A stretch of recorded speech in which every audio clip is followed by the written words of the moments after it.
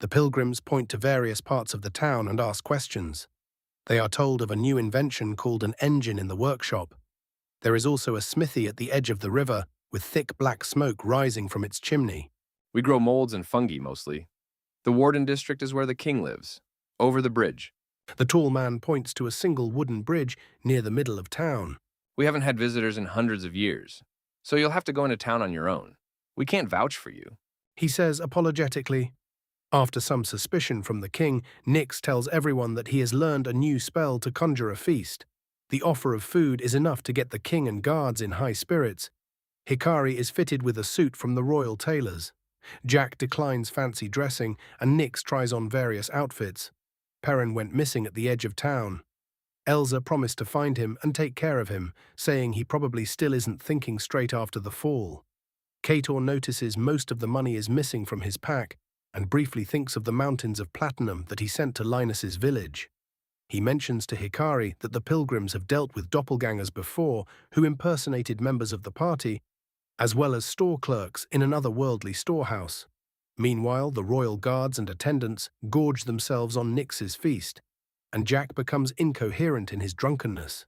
Nyx, wearing a golden dress, walks around the tables and offers words of encouragement to the hungry patrons. The king asks for Hikari to sit next to him, and he asks, "Who are your people?" She magically detects his thoughts, seeing that he hopes the lavish clothing impresses the foreign food bringers. He lies about seeing all types of creatures to try to maintain his air of royalty and privilege. Hikari explains that she is not sure if they moved my continent to another plane. Kator overhears rumors of an expedition down to the lower floors. Many have tried and never returned. Hikari notices that the king is completely oblivious to how women work and can easily be convinced of many things, since he agrees and claims foreknowledge of any new information offered to him. Yuan-Ti have lifespans similar to humans. She says. The king raises an eyebrow and motions to a scholar who rushes off to the library to find any documents mentioning Yuan-Ti. The king tells some of the history of the settlement. It started with many more refugees from above, but over the generations, the child mortality rate has been high, and famine has been common. Each generation is smaller than the last, and their current predicament has led to many scouts going missing, presumed dead in the labyrinth. Nyx overhears this plight and forcefully grabs some of the attendants to go to the farm, where he magically grows an apple tree which immediately bears fruit.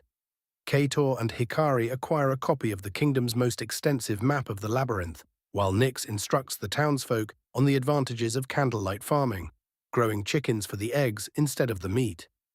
The townsfolk allude to having resorted to cannibalism in the past, and many break down crying at the sight of fresh apples. The scholar returns to the feast and admits that they can't find any mention of Yuan-Ti in any of the historical texts. There is an ancient scroll of a giant snake serpent from the water-trading silks to people before the apocalypse, but he isn't sure if it is related. Hikari and Kator question the scholar about the ancient texts, in particular mentions of the great mage Alec Azam.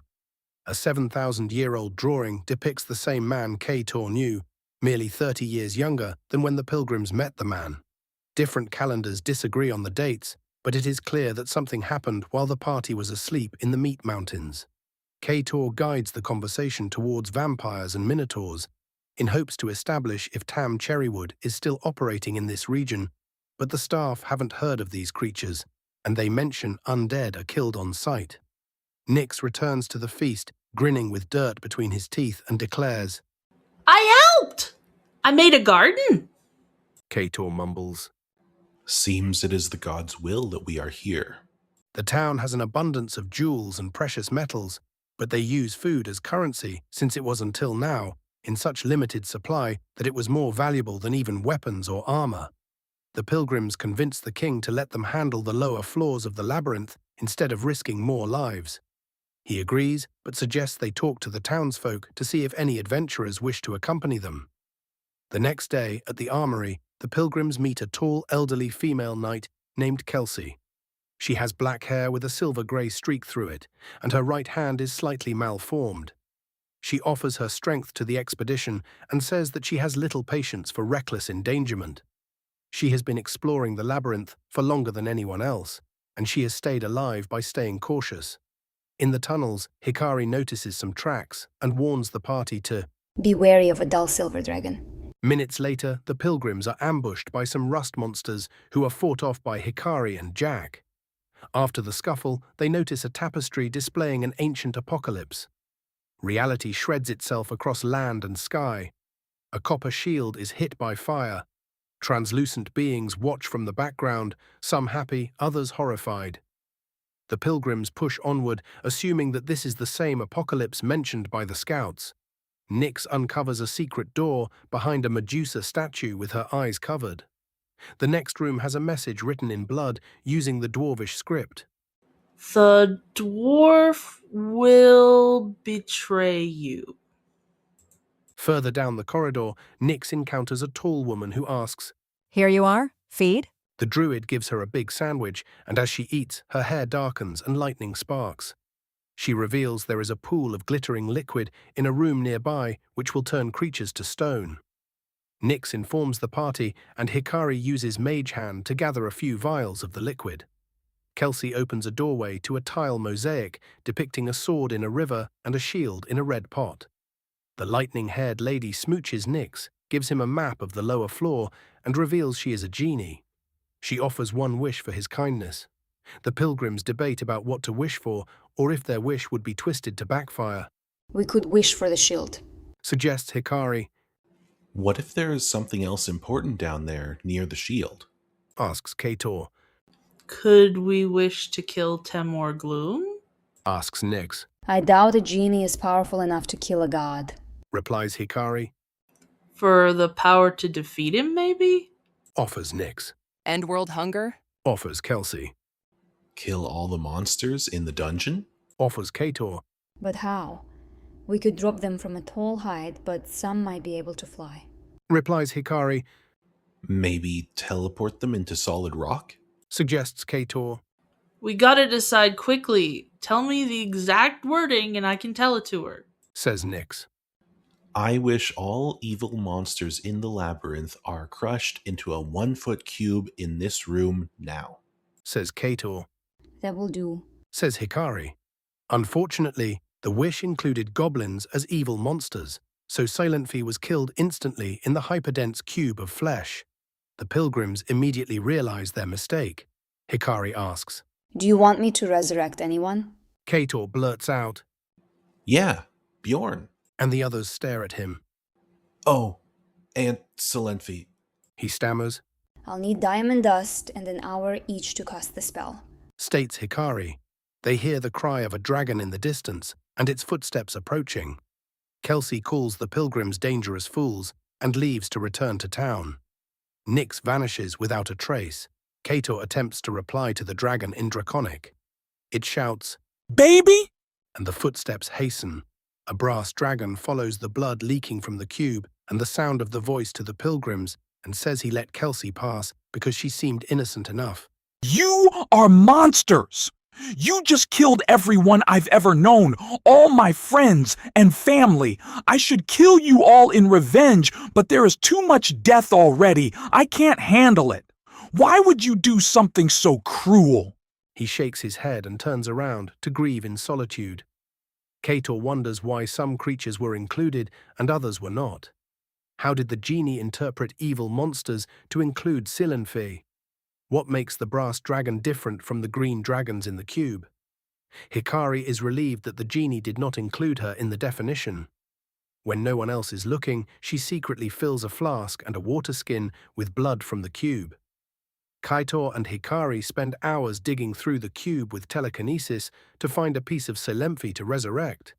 They end up with a small fragment of ear, carefully cleaned of any other creature residue, sealed into one of Hikari's sterilized vials. The duo head back to town to regroup with the others, but are arrested because they are covered head to toe in blood and gore. In their cell, Hikari admits, I used to work in law. We should have written the wish in extreme detail. Nyx finds them in jail and is surprised that Hikari helped retrieve Silentfi's remains. Nyx speaks with the king on their behalf, using his status as foodbringer to vouch for their intentions. Hikari gives the king's servants the vials of petrification liquid as a show of good faith and warns them of the location of the source. Kator and Hikari are freed, and Jack is taken to an old lady's house across town to sober up. Nyx offhandedly mentions how Robin never returned after going through the portal to Temorglum's floating cathedral as the group sit down to examine the magical map given by the genie. Nyx slams a key on the table and says he stole it from some labyrinth explorers. Sometimes people just go missing. After briefly planning, they go back into the labyrinth and follow the map to the markers the genie indicated. They find a green dragon's hoard and nest, which Nyx takes and teleports away. If the dragon is angry about this, I can teleport, so I'll be fine. Says Hikari. They pass through a hallway lined with humanoid corpses nailed to the walls until they arrive at a small room with a shield on a pedestal. The shield speaks. I have certain rules.